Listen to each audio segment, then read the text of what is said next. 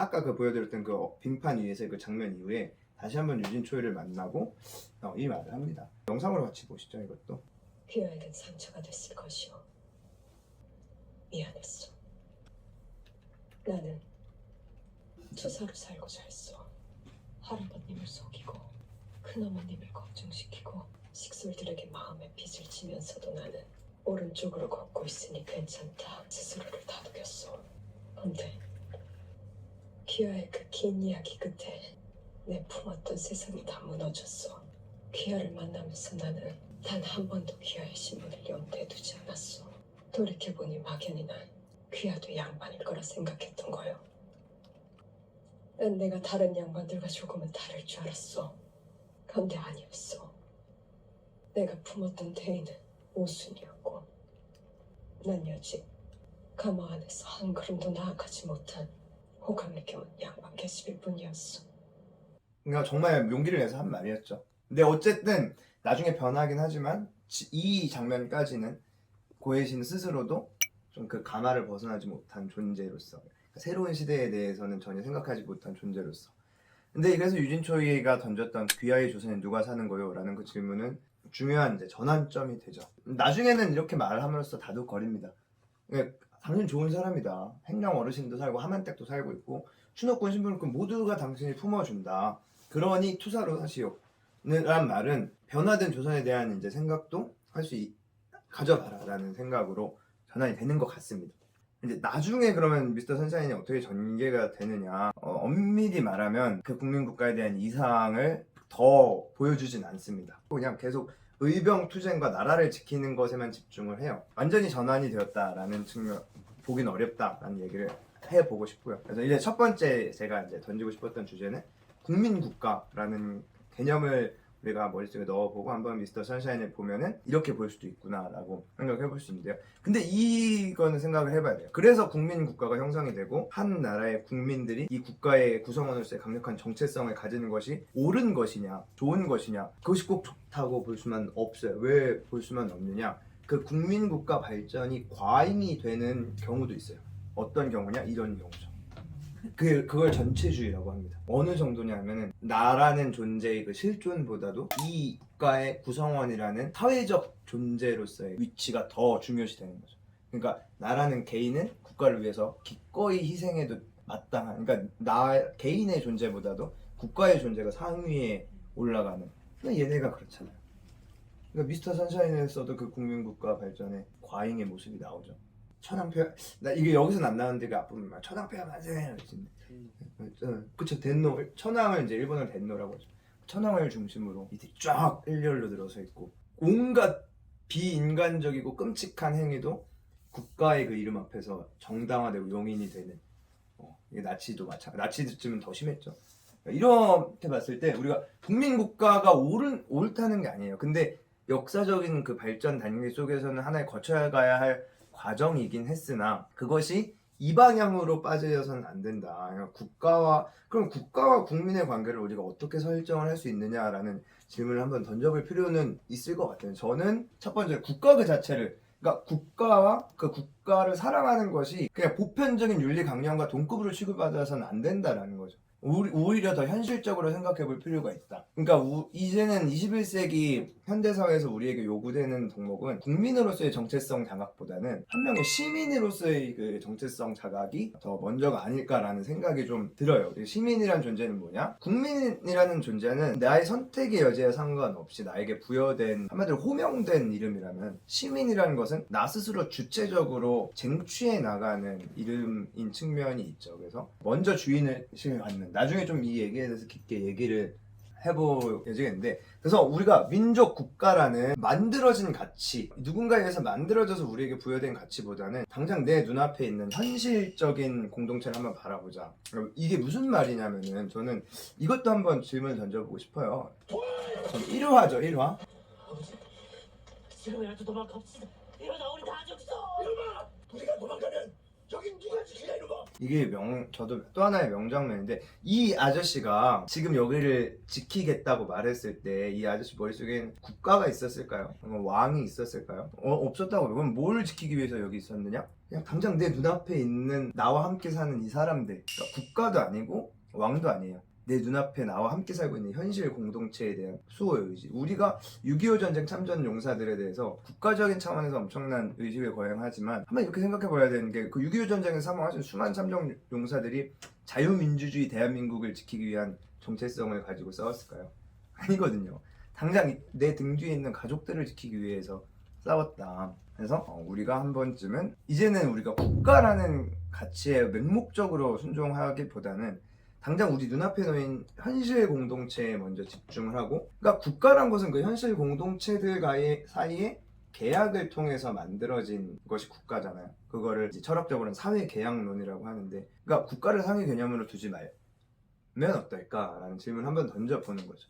두 번째로 제가 미스터 선샤인에서 또 던져봤던 질문은 이 질문이었습니다. 이건데요. 그래는 정말 힘이 없을까? 이제 또 두 가지 갈등이 나와요. 고혜신은 한결같이 그래는 힘이 없다라고 주장을 하는 인물이고, 오히려 글의 힘을 믿는 사람이 또 등장을 하죠. 바로 김희성입니다. 예, 하겠습니다. 할 것입니다. 그래서 연습도 열심히 합니다. 사발 5개 중 2-3개는 명중입니다. 다른 방법도 있다. 신문에 글을 써 알리든지 야학으로 가르침을 준다든지. 한 나라의 황후가 시해당했습니다. 나라님은 남의 나라 공사관으로 도망을 쳐 이 나라 저 나라 황제에게 글로 손을 벌립니다. 그 덕에 서양 대국들이 줄지어 조선에 간섭합니다. 글은 힘이 없습니다. 글의 힘이 없다고 해도 반면에 얘는 준비 안 했네. 죄송해요. 얘는 영상 준비 안 했는데 이 사람은 글의 힘을 믿는다고. 정말 글에는 힘이 없었을까? 그 질문을 저는 던져봤어요. 저는 글에는 힘이 있다고 보고요. 근데 그렇다고 이거를 무시하는 건 아닌데, 정말 글에는 힘이 있는가 없는가를 놓고 벌어진 그 갈등이 이 미스터 선샤인 시대에도 있었어요. 그래서 개항기 시대의 민족운동은 크게 두 가지로 우리가 정리를 합니다. 하나는 글에는 힘이 없다고 생각해서 총포로 싸우겠다고 결정한 의병들이 한 갈래였고요. 다른 하나는 김희성처럼 글에 힘이 있다고 믿었던 이들이 애국개몽운동을 펼쳤거든요. 이 두 가지 갈래도 우리가 역사적으로 생각을 해봐야 돼요. 이제 의병운동부터 얘기를 하자면, 미스터 선샤인 시기에 최초로 등장했던 의병이 을미의병입니다. 을미의병은 우리 을미사변 아시죠? 그 조선의 왕비가 무참히 시해되었던 그 사건을 계기로 전국에서 우르르 이제 의병운동이 일어났는데, 이 을미의병까지는 아까 얘기했던 그 조선적 충의 가치가 굉장히 남아있어요. 그래서 그 명분 자체가 국모가 시해되었기 때문이에요. 그거는 나라에 충성했기 때문인데, 그래서 이게 왜 조선적이냐면은 이 을미의병을 어떻게 해산을 했느냐? 복수를 해서 해산하는 게 아니라 고종 황제가 그만 해산해라 라고 경분을 돌리니까 해산해요. 그러니까 그거는 이 운동이 결국 왕에 대한 충성에 기반했다라는 것을 알 수 있는 거죠. 그러니까 이게 원래 단발령 때문이었거든요. 단발령, 머리 자르는 것 때문에. 그래서 고종 황제가 단발령 처리하고 이제 그만해 알았어 나 그만해 라고 하니까 이 운동은 이제 해소가 됩니다. 그 다음에 이제 을사의병이 을사조약이 체결됐을 당시에 선샤인에서도 아마 나왔을 거예요. 그리고 을사조약에 항의하기 위해서 일어났던 의병인데, 이때부터 조금씩 변화가 되는 게 뭐냐면, 을사의병 때부터 누가 등장하냐면은, 보통 이제 의병은 다 양반 유생들이 지도자였는데 을사의병 때부터 평민 출신 지도자가 등장을 하기 시작해요. 약간의 이제 균열이 생겼던 거죠. 그리고 정밀의병, 그 선샤인 마지막 부분에 그 유명한 그 외국 기자가 나와가지고 아니 왜 이렇게 사진 찍는 그 장면 나오죠. 유명한 장면인데 그게 이제 정밀의병입니다. 그 선샤인에 또 나왔던 그 군대 해산 이후에 이때부터는 이제 의병 계층이 양반 유생들보다도 평민들과 해산 군인들이 훨씬 더 수를 많이 차지하게 되죠. 변화가 시작이 된 거예요.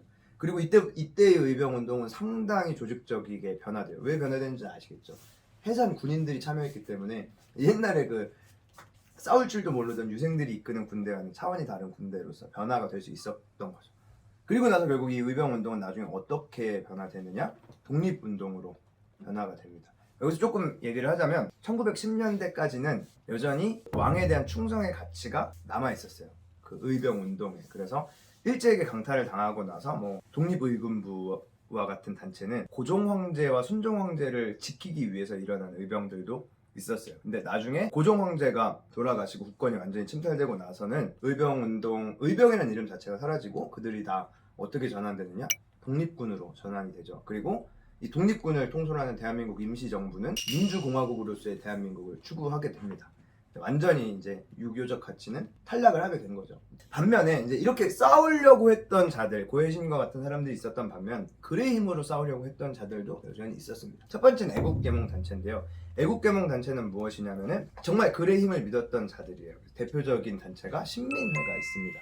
신민회는 사람들을 가르치고 사람들에게 새로운 시대에 대해서 전해주고 말해줌으로써 교육과 산업의 진흥을 추구를 했고요. 신민회의 경우는 공화정 체제를 지향을 했습니다. 완전히 고종 황제와는 결별을 선언을 한 거죠. 신민회를 이끌었던 주요 인물 중에 하나가 안창호 도산 선생님이었습니다. 안창호 선생과 같은 사람을 주도로 신민회와 같은 애국계몽 단체도 있었다. 또 신문들도 있었습니다. 제가 그냥 딱 봤을 때 그 김희성의 신문이 뭘 모티브로 했는가 생각을 해봤을 때 대한매일신보가 떠올랐어요. 대한매일신보가 한국인 베델과 양기탁이라는 사람이 공동으로 만들었는데 영국인인 베델이 참가자 중에 한 명이기 때문에 일본이 건드릴 수가 없었어요. 왜냐면 베델은 영국인이잖아요. 그러니까 만약 조선인들이 이 신문을 만들었으면 못 건드렸을 텐데 그래서 베델이라는 사람이 껴있었고 재밌는 거는 세 가지 언어로 만들었다는 거죠. 이거는 되게 의미가 있는 게 순한글로 만들었다는 것은 하층민들도 읽을 수 있는 신문을 만들겠다는 거고 국한문을 만들었다는 것은 식자층을 대상으로도 하겠다. 영문으로 만들었다는 것은 조선의 현실을 외부로 알리겠다. 다양한 독자층을 추구를 했었고 실제로 일제 국권 침탈을 비판하고 의병운동에 대해서 호의적인 보도를 함으로써 사람들의 이제 그것을 일깨우고자 하는 방식이었고 자, 글의 힘을 극대화하기 위해서 가장 중요한 것은 교육입니다. 가르쳐야 돼요. 가르치고 알게 해야 그 힘이 극대화되는데 전 여기서 이 선교사들에 대해서 얘기를 해보고 싶은데 미스터 선샤인은 굉장히 많은 선교사가 나옵니다. 대표적으로 주한 되게 나쁘게 묘사됐는데 주한 미국 공사인 알렌이 처음 조선에서 이렇게 힘을 얻게 된 게 갑신정변 당시에 민영익이라는 그 당시 왕비의 그 동생이 갑신정변 주도 세력에 의해서 이제 단도리를 당해서 거의 죽음 직전에 갔었는데 그때 당시 선교사로 왔던 알렌이 그 사람 치료를 해줍니다. 그러니까 그걸 계기로 고종 황제가 어우 너무 고맙다. 너의 소원이 무엇이냐라고 물어보니까 조선에 병원을 짓게 해달라고요. 그래서 처음 만들어진 게 제중원이라는 병원이고 나중에 최초의 조선의 근대식 서양 병원을 알렌이 만들게 됐죠. 알렌이 대신 나쁜 짓도 많이 합니다. 그막 이렇게 조선 광산을 싼 값에 미국인에게 팔아버리는데 협조도 하고 그런 사람도 있었지만 정말 헌신적으로 조선을 위해서 노력했던 선교사들도 많았어요. 특별히 평민과 여성에 대한 교육을 했다는 것은 획기적이었죠. 왜냐면 당시 조선 정부는 평민과 여성을 교육할 생각이 없었으니까 일단 엘리트들을 근대적인 교육으로 포섭하는 데 앞장섰는데 선교사들은 그렇지 않았다. 고해신이 기억나시죠? 그 여성 학당 가서 배우잖아요. 그래서 막 러브, 선샤인 그런 거 배우는 곳이 그 여자 선교사가 운영하는 학당이었죠. 그 외에 지금도 우리나라에서 명문으로 꼽히는 학교들은 굉장히 외국인 선교사들이 지은 데가 많습니다. 이화여대도 그렇고 배재대학교도 그렇고 숭실대학교 그리고 여기는 없지만 연세대학교와 같은 학교들 제가 생각했을 때 한국 근대사에서 이 선교사들의 역할이 너무 과소평가된 측면 우리나라 현행 교과서에서 가장 중점적으로 두고 있는 게 뭐냐면 한국인들 스스로 한국 사회를 근대화시키고자 했던 노력들을 표현하려고 노력을 하는데 사실 그런 과정에서 선교사를 배제했다는 것은 조금 잘못됐죠. 외국인이라는 이유로 뭐 여러 가지 이유가 있습니다. 이 사람 아시죠? 유진초의 아버지 요셉 선교사. 그 외에 이분 언더우드, 쩌우돌 좋은 일을 많이 하신 선교사님들이 많습니다. 그래서 이런 말을 하죠. 누군가는 기록을 해야 해요. 애국도 매국도 그대는 총포로 하시오. 나도 기록하겠어. 이 김희성의 말에서 싸움이라는 것은 단지 총포로만 할 수 있는 것은 아니다. 글의 힘으로 싸울 수도 있다. 라는 얘기입니다. 주요 주제는 얘기가 있고요. 이제 빠르게 몇 가지 또 선샤인에 대해서 하고 싶은 얘기들인데 이제 먼저 고종 황제에 대해서 좀 얘기를 해봐야 되는데요. 고종 황제가 이 드라마에서는 너무 예쁘게 나와요. 너무 예쁘고 잘 나오는데 그런 사람은 아니었습니다. 엄밀히 말하면 그렇게 표현돼. 그러니까 이 배우도 너무 인자하고 멋있는 배우로 만들어놓고 되게 막 이렇게 날카롭고 뭔가 겉으로는 뒤에서 막 이렇게 지혜롭게 해결하는 모습이 나오는데 우리 조선 망국의 선구자였고요. 제 생각엔 저는 두 가지를 얘기를 하고 싶은데요. 동학농민운동 다들 들어보셨죠? 동학농민운동은 조선의 농민들이 조선의 현실을 개혁하기 위해서 어떻게 보면 서양 사상의 도움이 아니라 그들 자신 우리 조선적인 가치를 내걸고 정말 평등한 세상을 만들기 위해서 일어났던 이었는데 물론 왕의 입장에서는 이들을 진압을 하는 게 맞긴 하겠습니다만은 조선 군대의 힘으로 이들을 진압하는 것이 불가능해지자 외세의 힘을 빌려서 진압을 하죠. 그래서 처음에는 청나라에게 지원 요청을 하는데 그 청나라가 조선의 군대를 가져오는 것을 본 일본에서 같이 군대를 가져와서 청일 전쟁이 벌어지게 되잖아요. 근데 그 청일 전쟁에서 일본이 청나라를 이겨버리는, 결국은 그 청일 전쟁을 기점으로 일본의 국권 침탈이 본격적으로 시작이 되었죠. 그러니까 한마디로 자승자박이다. 자기가 놓아놓은 젖에 자기가 걸려버린 거다. 일본을 조선으로 끌어들인 거는 결국 고종의 역할이 컸다. 두 번째로 국립협회는 아까 얘기했던 그 국민국가를 형성하기 위한 조선적인 노력의 마지막 시도였습니다. 그래서 입헌군주제 체제로 조선적인 의회를 만들려고 했던 정치적 운동이 있었고, 모든 이제 신분에 상관없이 모든 사람들을 포괄하는 어떤 정치적인 운동을 하려고 했었던 노력인데, 고종 입장에서는 얘네를 어느 정도 수용을 하려고 했었던 것 같아요. 근데 나중에 가서는 얘네를 잘못 받아줬다가는 황제권이 너무 많이 침해를 받을 수 있겠다라는 생각을 해서 결국은 보수 세력들을 동원해서 이들을 다 탄압해버리죠. 그러니까 새로운 시대에 대해서 그렇게 많이 준비가 되었었던 인물은 아니고요. 오히려 자신의 기득권을 손해보는 것에 대해서 굉장히 예민하게 반응했던, 그래서 우리나라 역사의 최악의 실수를 많이 했던 인물이죠. 그래서 이렇게 예쁘게 그려진 인물은 아니었던 것 같습니다. 그리고 마지막으로 당시에 이제 국제 관계를 한번 얘기를 함으로써 오늘 마무리하려고 하는데요. 여러 나라들이 등장을 하는데 일본이란 나라는 그 당시에 가장 무엇을 원했냐면은 이쪽으로 나가고 싶어 했어요. 그래서 조선이랑 만주와 중국 대륙까지 진출이 일본의 수건이었습니다. 그러면 당연히 조선은 첫 관문이 되겠죠. 끊임없이 이쪽으로 나가고 싶어 했고, 러시아의 경우는 사실 엄밀히 말하면 러시아는 조선을 관심에 두진 않았어요. 러시아의 관심사는 조선은 아니었습니다. 근데 대신 만주 지역만큼은 러시아 최대의 관심사였어요. 그래서 러시아는 최대한 일본이 북쪽으로 오지 못하게, 그러니까 조선을 경계선으로 둬서 조선 심지어 한반도 땅의 일부를 일본에게 내줄 생각도 했었어요. 그래서 이 둘 사이에 이제 미묘한 갈등이 있었고, 이 갈등 때문에 조선이란 나라 안에 약간 힘의 공백이 생겼던 때가 있어요. 그 공백을 이용해서 만들어진 나라가 대한제국입니다. 왜냐면은 어느 한쪽이 힘이 너무 강하지 않았기 때문에 고종 황제가 뭔가 주체적으로 뭔가를 해볼 수 있는 공간이 조금 열렸었던 거고, 그래서 상대적으로 조금 힘이 생겼었는데, 결국 이 충돌을 종결지은 게 이제 일본이 러일 전쟁을 일으켜서 러시아를 완전히 몰아내버린 영향이 컸죠. 그래서 그 선사인 뒷부분 나무 한일 은정서 얘기도 나오고 전쟁 얘기도 나왔을 거예요. 기억하시겠지만 미국은 어땠느냐? 미국은 기본적으로 이때까지의 기조가 뭐냐면은 여기서 일어나는 일은 간섭하지 않겠다가 미국의 최고의 중심사였고요. 태평양 지역 쪽으로 나가서 자기들 시장을 개척하는 데에만 관심이 있었어요. 근데 여기서 재밌는 게 고종 황제는